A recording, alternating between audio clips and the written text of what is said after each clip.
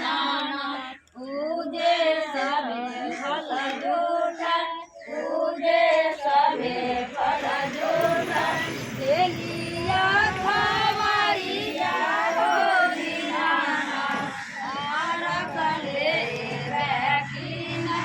आरक ले बैकीन गोदी के बालक गया बाला पूजे हमारो के दे पूजे हमारो के दे आरक ले जरूर छोटी मोटी नैया हो दीनानाथ पर खेला बोझल जा पर खेला बोझल जा देलिया खबरिया